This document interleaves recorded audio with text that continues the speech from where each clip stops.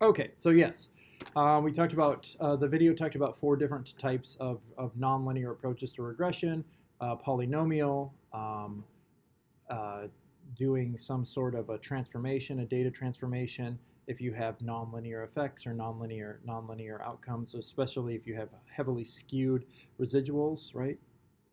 Um, Poisson regression models, um, or basically, it's these Poisson models. I know I spent a lot of time saying Poisson in the video, but there's also negative binomial is one that I prefer because negative binomial allows the variance to kind of slide around. Poisson has a very specific mean to variance distribution, and in Poisson, your mean has to equal your variance, right? So if your mean is 5, your variance should also be 5. And if it's not, you violate one of the basic assumptions of Poisson models. Negative binomial doesn't have that same restriction. It allows your variance to kind of fluctuate, but there's still the idea that there is heavy positive skew. We also have a continuous distribution that we can use within the generalized linear model called a gamma distribution. Gamma distribution also has a specific variance, mean to variance ratio, but it's a little bit more lax when it comes to violations than Poisson. Um, and then the last one, anybody recall? Logistic models. So what we're going to do today is we are going to look at polynomial effects. We're going to do some polynomial regression, and then we are going to talk about how we graph and think about polynomial regression effects.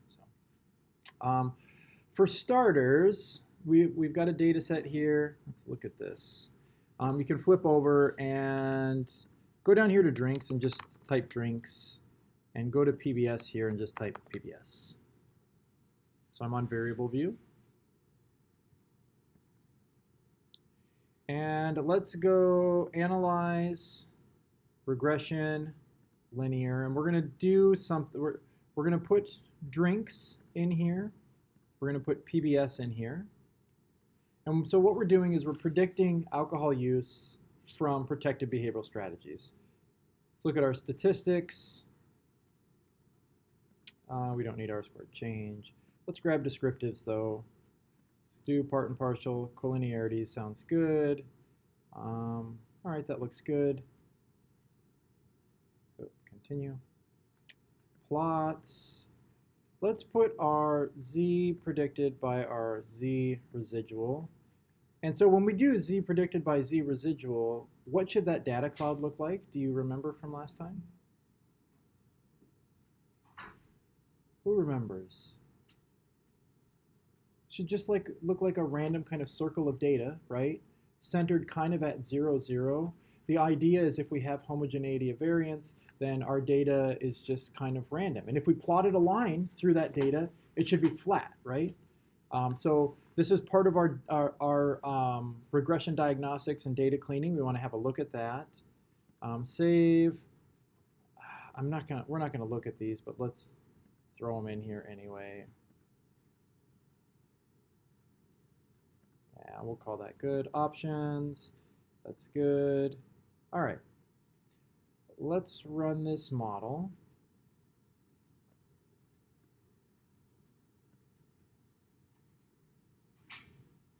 So our R squared here is 0.16, or our R is 0.16, R squared is 0.027. That's really low for protective behavioral strategies predicting alcohol use. But we do see that the effect is statistically significant. We have a slope of minus 0.157 and a p-value of 0.001.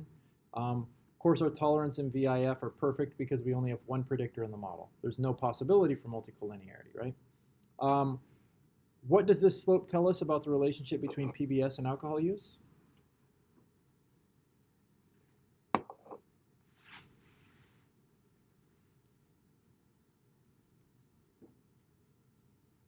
You're thinking too hard about it. Perfect. That's exactly what it tells us, right? Now, technically, the more for every one increase in protective behavioral strategies, we see a decrease in use of minus 0.157. But these are both kind of mean variables, so that that doesn't have a ton of value. It would have a lot of value if protective behavioral strategies were rated on a scale that was like 0 to 100, right? And drinks were also rated on a scale of 0 to 100. And then every one strategy use more, you would see a decrease of 0.157 standard drinks, right? But it doesn't have a lot of meaning here. All right. As we kind of scroll down through here, here is what our data cloud looks like. And how does that look?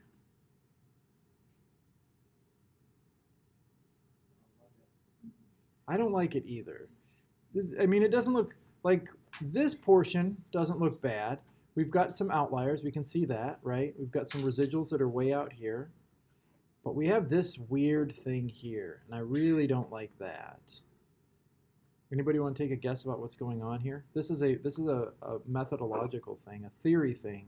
So if this isn't your research area, it might make less sense. So how about you substance use people? Anybody have a guess?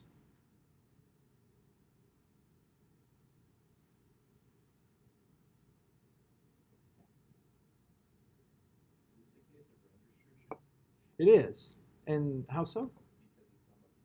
Yeah, we've got a bunch of non-drinkers, right? If you ask a bunch of non-drinkers, how much PBS do you use? They're going to say none because they don't drink. And so you get this weird thing. Let's go do this. Let's go data, select cases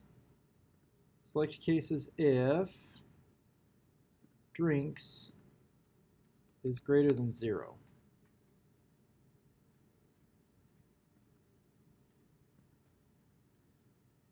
And now let's just run that exact same regression model that we ran before.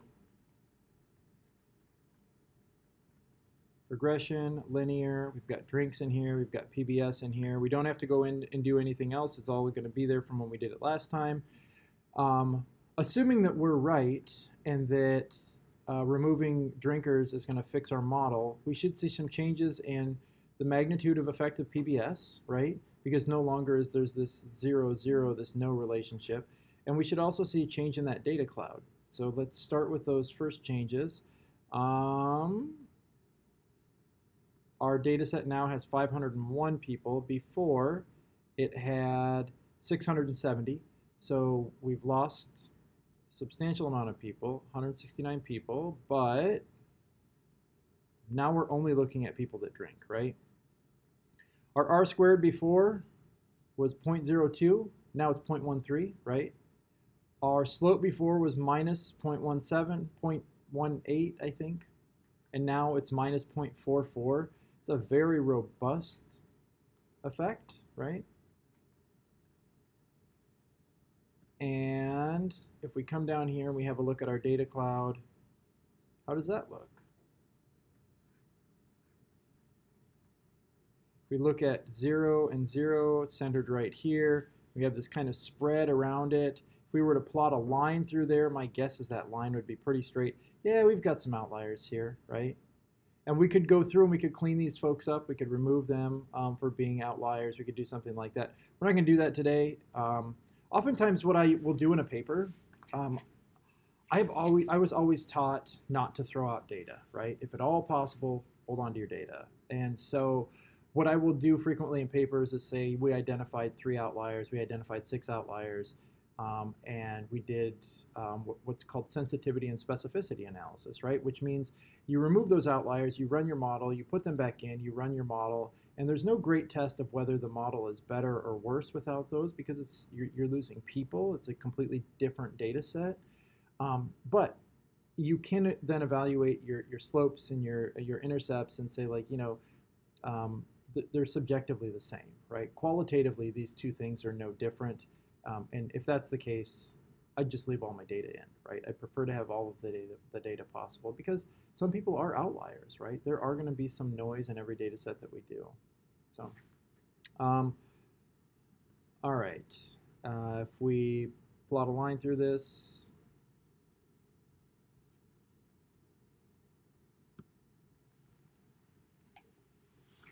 am I doing something wrong? Oh, I did do something wrong. Dang it. needs to be this line. Close.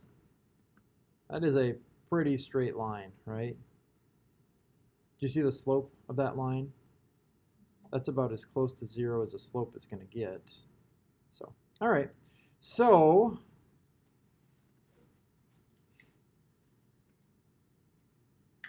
we have checked our data. Our data is good to go. We are now ready to let's do one other thing. Let's go graphs, legacy dialogues, scatter. Let's just do a simple scatter. And let's scatter drinks by PBS. So what we're wondering is if there is a nonlinear relationship here. What does that relationship look like to you guys?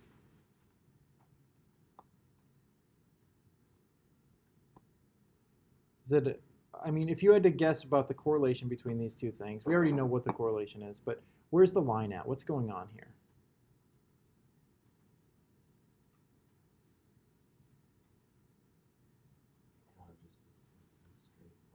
Right down here, right? Kind of looks like a straight line right through here. But there's also something kind of weird over here, and it makes me wonder if our straight line does something like this. It's a sine wave. Yeah, that's actually what it kind of looks like. These might be outliers, but they might also be like it seems like as you get further out here, things are going back up, right? Theoretically, that might make really good sense because it's possible that some people use a lot of PBS because they're drinking a lot. There's another possibility, and it is actually that PBS, this group over here, PBS should only be on a scale of 1 to 5. 6 means I don't want to respond. So we need to go and get rid of these people now, right? Let's go and back into our data, select cases. We have an if. Let's say and PBS is less than 6. Does 6? You're saying 6. What does 6 actually say, like, on the questionnaire? Like, It says do not wish to respond. oh. Yeah. Yeah. Okay. So that value corresponds to do not wish to respond. Gotcha. Let's remove those folks. And then let's go graphs, legacy dialogues, scatter, same scatter, define, leave it the same. And we still have this person will leave.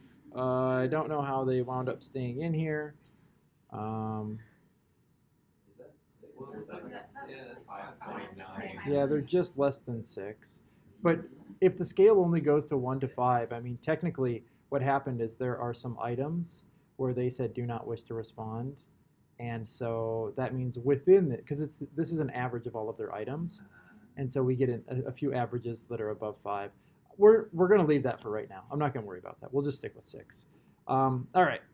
So we've got our folks now. We've got only drinkers, and we've eliminated some of these other people. It looks like it should be like this, but there's also these people down here, and it kind of makes me wonder if it's going to do something like that. Let's go analyze, regression. Oh, no, let's do this. Transform, compute. We're going to call this PBS2.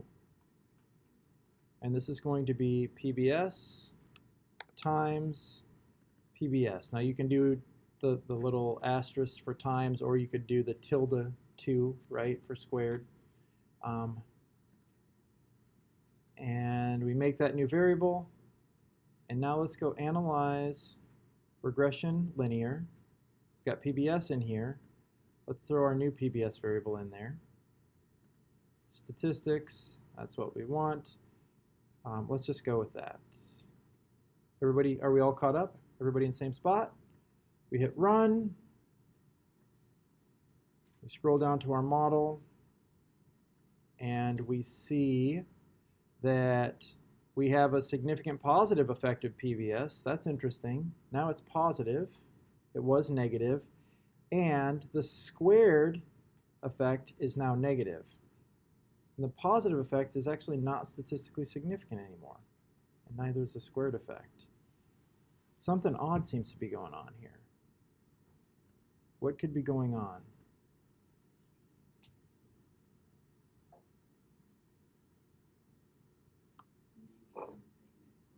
Yeah, and so if we look at our collinearity statistics, what is our tolerance cutoff? I mean, 0.2, 0.1 is a little bit.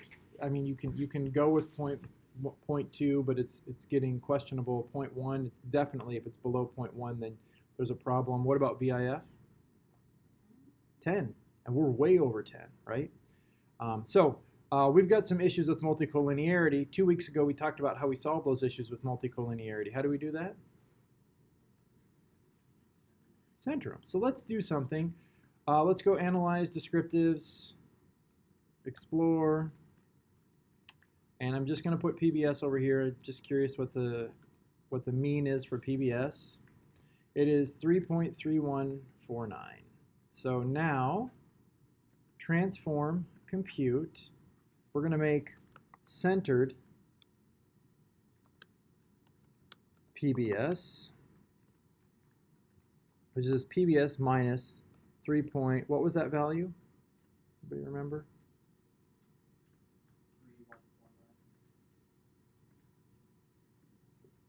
3.149, is that what you said?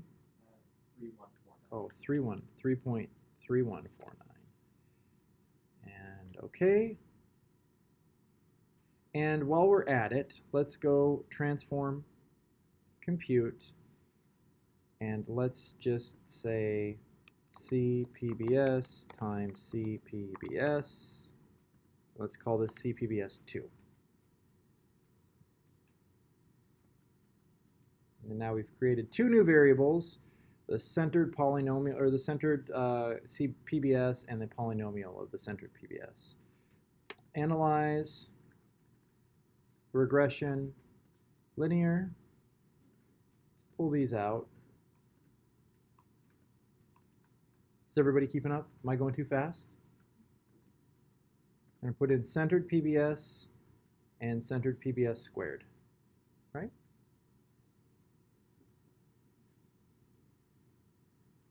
And we hit OK. And we scroll down.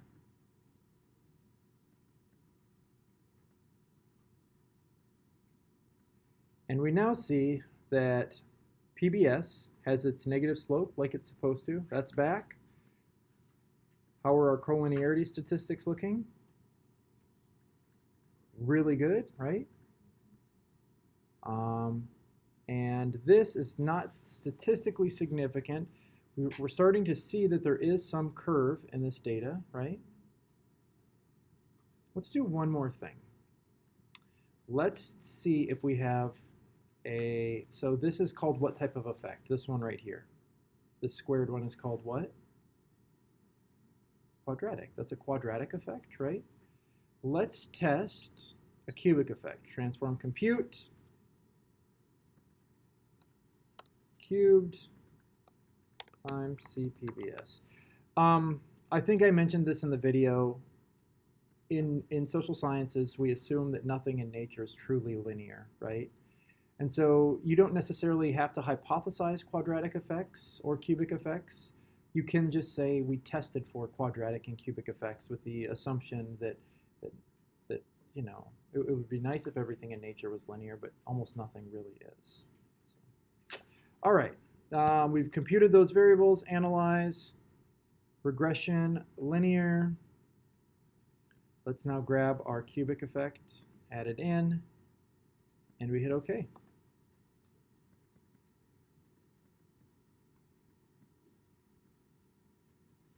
That's interesting, right?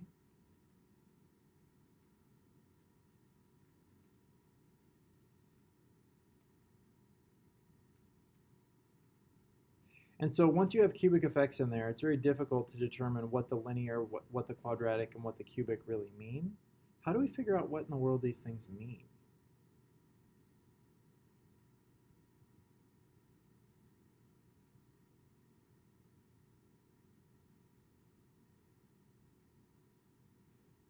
So the linear means at least that there is the primary function of this is a negative slope, right? But at some point that negative slope starts to accelerate or decelerate, right? And then we have another change in that slope. How do we figure out what these mean?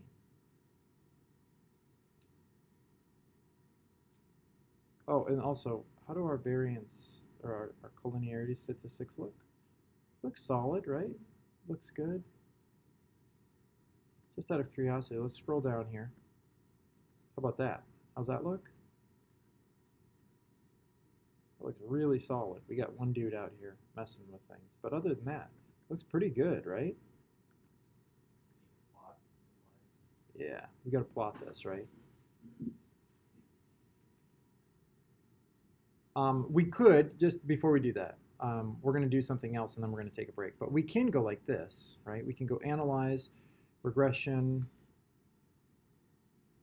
linear, because sometimes you want to know, does adding these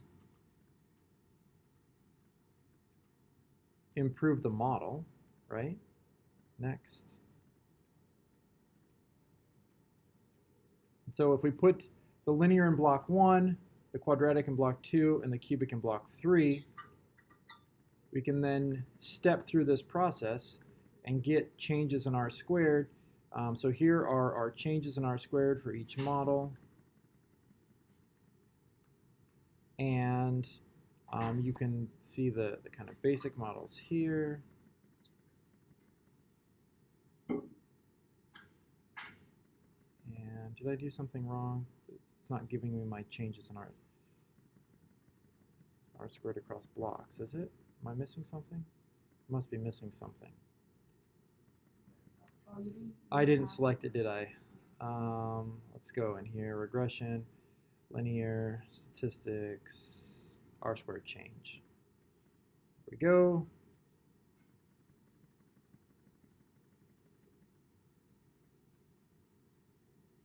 So we can see from model 1 to model 2, we have a significant change in R squared, or a non-significant change in R squared, but from model 2 to model 3, a pretty robust change in R squared. This is evidence to continue going to the cubic effect, right? And just FYI, you cannot have a cubic effect if you're not also testing the quadratic effect first. This is also something that we'll talk about when it comes to doing moderation. These cubic effects are really just the first part of moderation, because all moderation is interactions are forming quadratic effects or cubic effects with other variables, right? And so you always have to have the interaction and the main effects of the kind of variables that those larger effects are nested in. So anyway, we run this, we get these effects. We see that our model is changing kind of dramatically by adding quadratic and cubic effects. That looks the same as it did before. And now the question is graphing this. How do we graph this?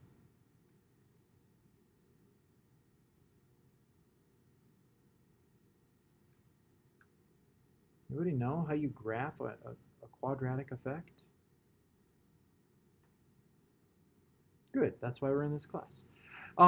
Let's take a break. We'll come back in 10 minutes, and then we will keep plugging away on this.